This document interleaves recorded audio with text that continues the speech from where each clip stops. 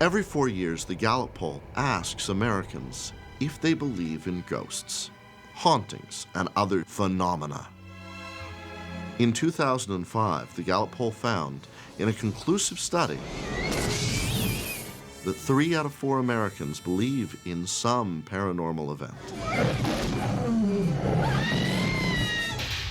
Poltergeist, the film, did have quite a big impact in getting far more people interested in the phenomenon of poltergeists, because I think most people were simply not aware how common it is. Happens all the time, happens all over the place. In paranormal investigation, it's imperative to ask questions to get all the facts before you make an educated decision. Those doing psychic research attempt to prove the existence of ghosts or supernatural events using strictly scientific means. A lot of people want the raw data. They want the true scientific data. They may take scientists with them, which is probably the best thing to do.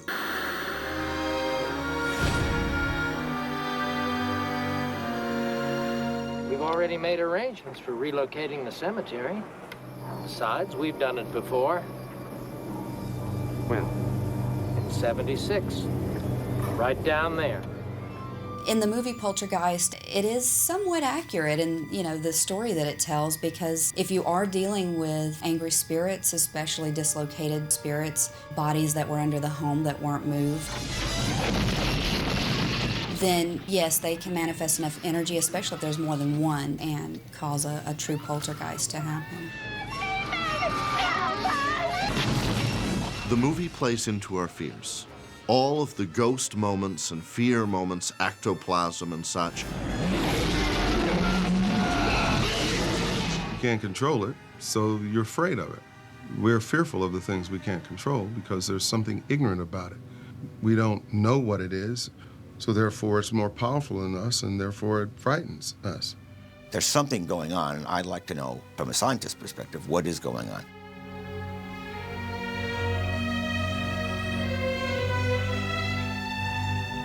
In psychic detection, there are really 2 branches. Those who attempt to prove the existence of ghosts or supernatural events using strictly scientific means. And the other side are those who use metaphysical means to try to find answers to this great riddle. They are psychics and mediums. Now let's go get your daughter.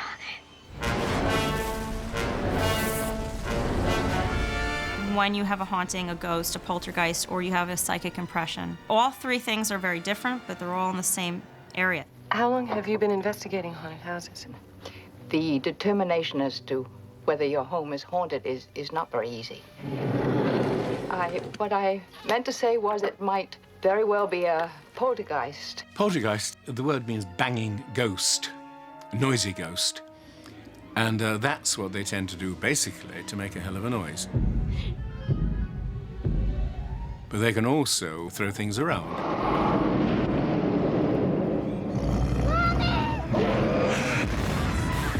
The manifestation is usually noisy manifestations, and because they want attention, they don't know who they are, what they are. They're lost. They don't understand that they've died, and so they want to get attention. And the only way they know how to make attention is to make a lot of noise or to create physical things, move objects, throw objects. That's all part of the physical phenomena, except we don't call it poltergeist. We call it physical phenomena. In fairly recent years, there have been some quite interesting advances. These advances have been brought about by scientists, in fact, who wonder whether there's not some possible way of actually communicating electronically with the dead, and, have had some quite amazing results. In the course of doing our investigative work from a scientific perspective, very seldom are we actually looking for a physical manifestation of a ghost. That's usually a pretty rare occurrence.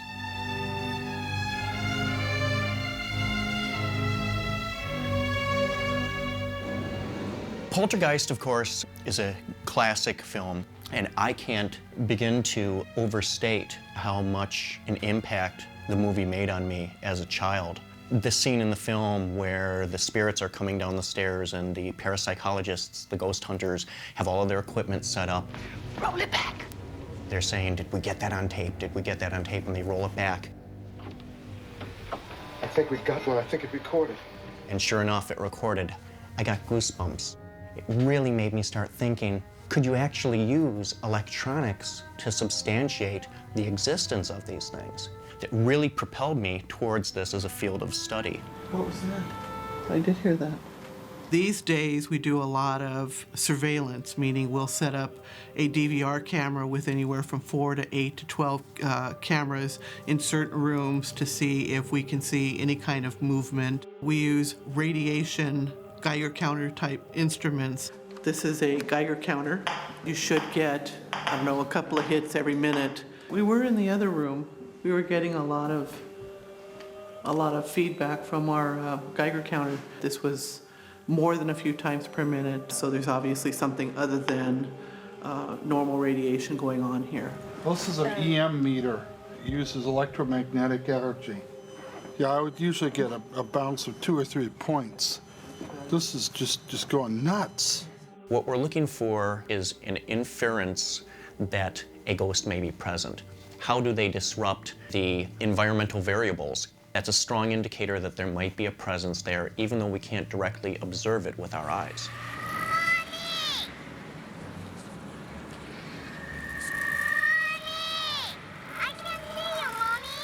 Everybody was so fascinated that the little girl came through the TV set. Oh my God, how can that be? Voices through the TV. But only when the TV was on an off channel where you heard static. I believe that the little girl in Poltergeist, when she was communicating with the spirits on the other side, she was going through the white noise, which does pick up the EVP. EVP is an acronym. It stands for Electronic Voice Phenomena. And quite simply, these are voices and sounds that, again, are not audible to the unaided ear at the time the recording is made. They're only audible at the time the recording is played back. Lily, can you give us a sign that you're here, please? And in my personal opinion, this is some of the most compelling evidence that we have of the existence of ghosts. Some people like the dowsing rod. They'll actually take 2 coat hangers and they'll hold them out in a, like a horizontal position. And when the coat hangers, the end of the coat hangers kind of intersect, they'll say, hey, there's a ghost there. When I first started doing this, there were no books about how to do an investigation. But ultimately, it boils down to how well you do the research and how well you follow up on it.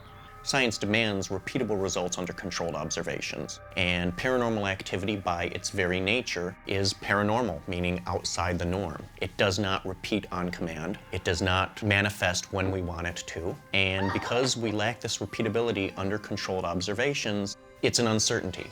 Can you see me? Can you see Mommy?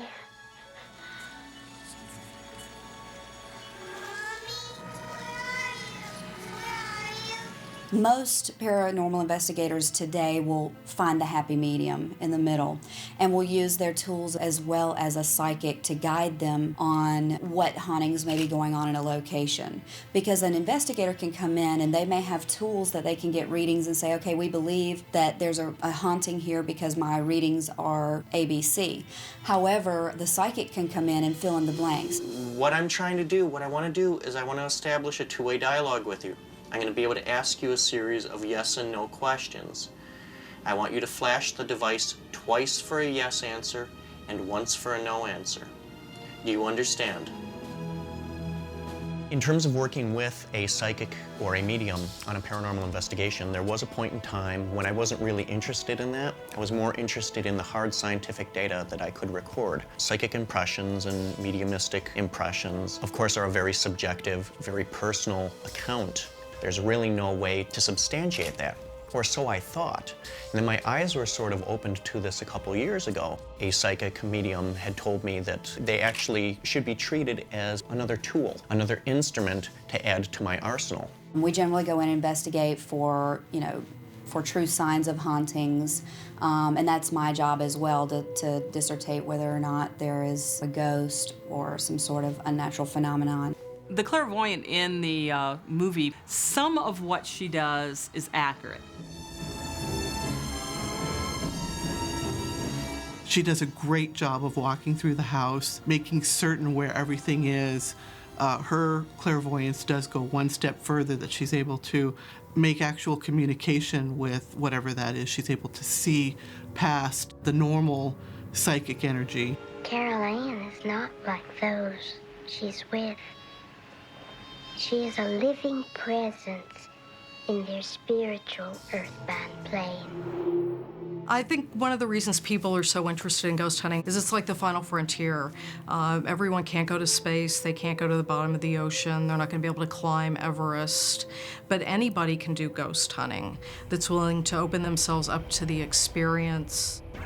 People have always believed in ghosts simply because it seems to be one of the most important questions ever, and the more you look into it, the more you feel it's completely crazy that some people say, I do not believe in ghosts, because nobody who takes the trouble to look into it could say, I do not believe in ghosts. There's too much evidence.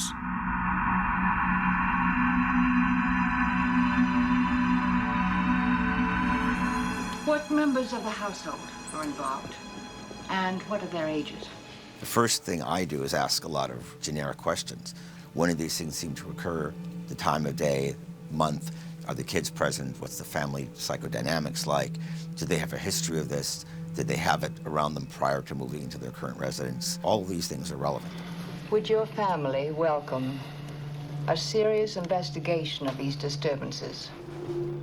When I go out investigating a site, I usually am alerted by a phone call, sometimes an email. Someone is panic-stricken, something is happening in their house, I can't explain it. I immediately take a deposition, and I try to develop a timeline. What happened first? What happened second? Then I walk through the site, usually on my own, to see if there might be a natural explanation. I put on the skeptical hat, and I try to discount everything that they report. Something came down the stairs with me, and then it was a child, and then it was clutched, like peeking out from behind me. One second I'll see her there, the next second she's up there. You know what I'm saying? So she's sort of pop, pop. There's always a part of the house that's wanted more. It's not the whole house. It's something in that room, something bad, something unfinished. Usually if you go back into the history of a haunted house, you'll find a record that there's been some kind of trauma there. It's one thing to hear all these stories, and you hear people saying, wow, you know, my furniture just overturned. But it's another thing when you get it on camera. Otherwise, it's just a fish that got away story. Do things like this happen? Yes. I saw a large bull fly off a table by itself and crash into a wall. Once during a seance, we had a tape recorder just flip off the table and crash into a wall. This has happened, but not with the same force as you find in the movie. You don't see all of it happening at once, at one time. It's usually far more subtle than that.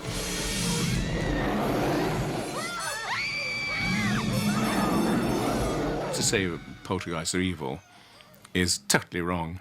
To say that poltergeists are a bloody nuisance and they ought to be put in reform school, that's true. Help me, somebody!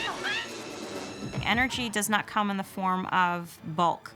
Energy is everywhere around us, 24/7. It's what makes us tick. It's what life is. Physics says that energy only gets greater by collecting more energy, which then produces an outcome being footsteps or slamming of a door, touching somebody, or hearing their voice. So they need to muster together that energy to produce this outcome. And this is kind of the thought process that everybody uses as to what a ghost is. Look at all of them. We are a new science. Even though people have been talking about ghosts for thousands upon thousands of years, actual study is only about 100 years old. All these things about evil and ghosts and spirits, you will always have an interest in the paranormal. There is definitely a reality to the phenomenon. As I said before, I think we're at the tip of a very large iceberg. In Poltergeist, Jo Beth Williams says, it's like another side of nature. And this is the belief of the spiritualist movement, that ghosts aren't something outside of the realm of human understanding. It's just a new science that we've yet to understand. They're here.